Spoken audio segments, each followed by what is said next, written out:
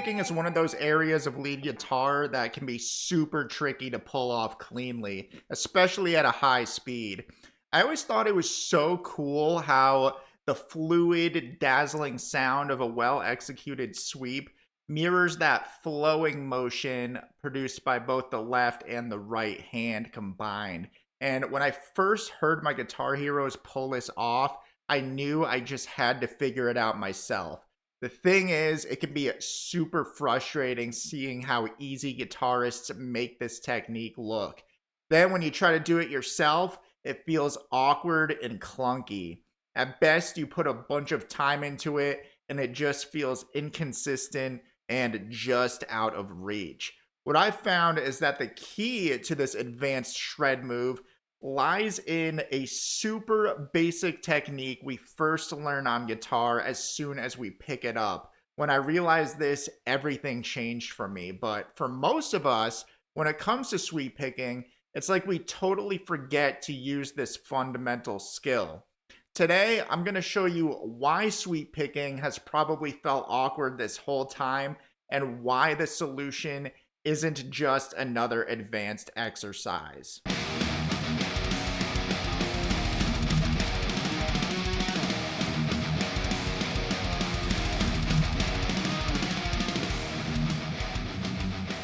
The main issue I see with sweep picking and what gets in the way of getting it to go nice and fluid and smooth is the approach to the picking itself. Because sweep picking is a completely different beast than how you normally pick the notes on your guitar. Instead of picking notes one by one, which is the mistake players make, they end up picking one note at a time and expect that there's that flowing fluid sound that's so smooth and dazzling. You get notes that sort of just ring out, okay? And the problem with this is when the notes are ringing out and overlapping each other in sort of a relatively long-term way, you're not getting that fluid sound. It doesn't sound smooth, and you don't really get, it's almost like a digital sound when you do it correctly, and you just don't get that when you're picking note for note, as if you're ringing out notes in a chord. If anything, when you do this, it sounds kind of like you're playing a Creed song and not really shredding through a neoclassical face melter. And really the big underlying issue with all this is that it ends up sounding like you're playing a ballad as opposed to a nice, clean, clear solo, even on high gain, okay? So in this case, what happens is the high gain amp settings or pedal combinations, whatever you're using, are actually exaggerating an effect that's different from the one you really want. You end up doing this when what you really want to do is this. Of course, we have both hands involved with this technique, so when there's an issue, it's easily the case that one hand or both hands are guilty of committing some sort of crime that is preventing you from getting that clear, fluid, sweep picking result that you want. But we're going to focus first on the picking hand here. And the biggest unlock that changed the game for me and other guitarists when it comes to really nailing sweep picking is the idea of strumming a chord, okay? This is the technique we first do as soon as we get a guitar and pick it up. You know, you don't even have to know how to play a chord yet, but you can pretty quickly get the concept of strumming down.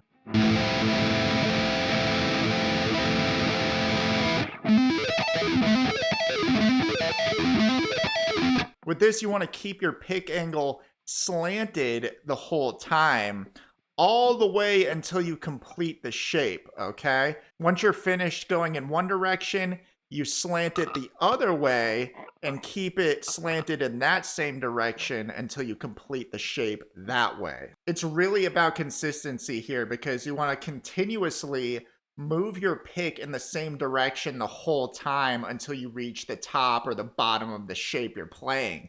One mistake I see players make is that they pick each note in a way that causes their pick to produce more of an up and down motion from note to note.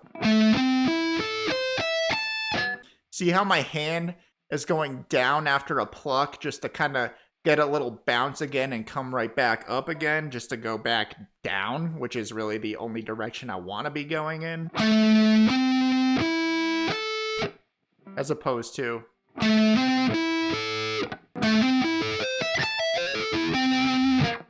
Now we've got to address some serious key principles here because the biggest mistake guitarists make is putting the cart before the horse, and they neglect the foundational techniques and mechanics that are cumulative in nature. And, I get it. It can be tempting to bypass certain techniques that are of no interest to you at a given time, but you often have to lock those moves in order to shred with control. And sweep picking is a great example of this. It's kind of like, in the Karate Kid, that whole idea of wax on, wax off, where, the main character, he doesn't really get why he's doing all this stuff. And then he gets that great reveal where it's like, oh yeah, waxing the car is really all these karate moves I need to know. Well, that's kind of what it is here. I mean, you might pick up a guitar and totally bypass those fundamental chord concepts when it comes to just the technique of how to play them and strumming, or you might learn it really quickly and just kind of toss it aside. But this is just one small example, again, of the cumulative nature of guitar, because that skill, like a lot of other skills with guitar, compounds and builds over time. Some skills you could be doing one day might seem pointless at first, but those are the skills that are built on the exact movements needed later, just like in the Karate Kid. And obviously, there's a parallel there. And you realize this pretty quickly because your progress on the guitar builds on itself and it's largely cumulative in nature. So you really can't just skip ahead just to get to the more advanced stuff just because it's more interesting to you right now. Fortunately, there are ways to make the process more fun, rewarding, and effective, but many players miss out on it. This is something anyone who goes through my accelerator program knows. Once you see how those skills and techniques and concepts build and compound over time, like a snowball effect, you amaze yourself by how quickly you start to transform into the player you really want to become and the player you were meant to be. So the main takeaway here is it's not just about approaching your guitar practice and learning techniques by knowing what the right steps are. What is often missed is just as important, and that's knowing the right order of the steps you need to take. It's better to do something correctly from the start than it is to just wing it. Ultimately, you have to go back, try to identify what you missed, then do it correctly, and just circle back to where you left off. I mean, imagine all the wasted time in doing that. It's kind of like when a tattoo artist does his outlines, but he needs to take his time and do it correctly. If he doesn't, he'll end up having to outline the same thing at least one more time. So it's, just do it right the first time and save yourself some time and frustration later. So the best thing you could do, though, the best thing for yourself when it comes to sweep picking and really anything when it comes to being a high-level lead guitarist is you need a system and an opportunity for feedback. That way, you know what steps to take, what order to take them in, and you'll find out quickly if you've gone astray and need to be corrected. I have a whole event, my Shred Guitar Challenge, dedicated to this, where I work with a live group of serious lead guitarists who feel like they've hit a plateau. I give real-time support and personal guidance to get them shredding faster than they thought possible by the end of it. So if that's of interest to you, details for that are in the link below. Now, we talked about the picking hand. I'm certainly not going to neglect the fretting hand because that's half of the equation as well. And, both hands are very interconnected with this. What you want to do is focus on the fluid rolling motions that are common in a lot of arpeggios and sweeping shapes. First, you want to prioritize the muscle memory of the shape of the sweep first. So that's really really locking in where the notes are on the strings. Does a certain string have more than one note on it? Are you using some legato with some hammer-ons and pull-offs? That's really common in sweep picking, things like that. So you want to prioritize the muscle memory by really cranking out the repetition. That is the only way. Repetition is really the main factor that's going to make or break your fretting hand success with this. To get this clean, what you want to do is use proximity. You want your fingers to move as little as necessary in order to play the note, or really, where you look at it note for note, to play the note that each finger is supposed to play at a time, okay? Yeah, you might have some barring and some rolling and stuff like that in there, but you kind of want to isolate your fretting hand approach to this. Again, you don't want the notes to sort of ring out over each other. So what you want to do when using proximity is immediately start sweeping into the next note in the sequence. And when you're sweeping, you want your finger that's on a certain note to let off that note. So I'm starting here. I'm not going to hold that note that my pinky's on right now. I'm going to only hold it as long as necessary, really just to hear the note, okay? Just to get that flavor that the note is giving me right now. Because I'm going to immediately lift off on that note and then fret the next one on the string above it. So instead of getting that ringy outy sound. It's not what we're going for here. We want to make it as smooth and isolated as possible. And then you do that the same way through the rest of your shape. Not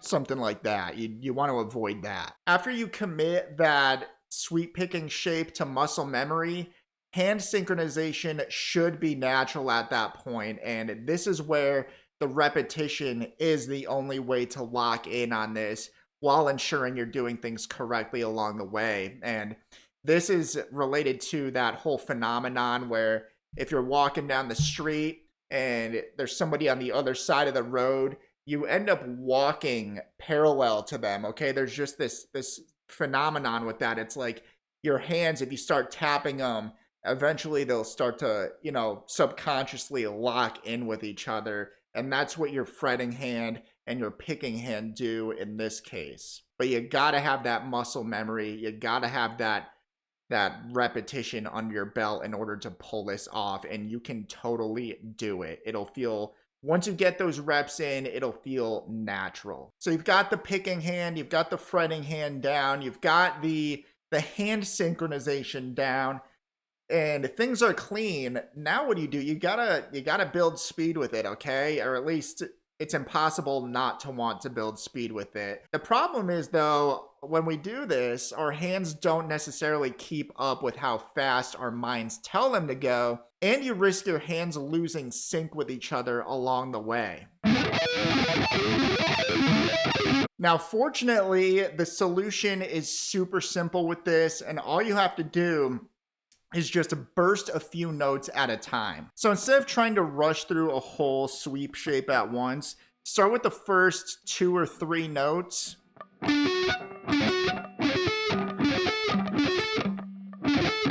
And you'll be amazed as to how quickly you'll realize you can kind of burst through those. And then over time, you just gradually introduce one or several more notes onto it until you complete the shape. And you can do this from start to finish. You can do it one direction at a time, but really it's all about bursting. So the solution, as I said, is bursting a few notes at a time. And the benefit to this is that it helps with fluidity and building some serious speed. And it also helps with clarity by forcing yourself to avoid letting those notes ring out and avoid holding them down with your fretting hand.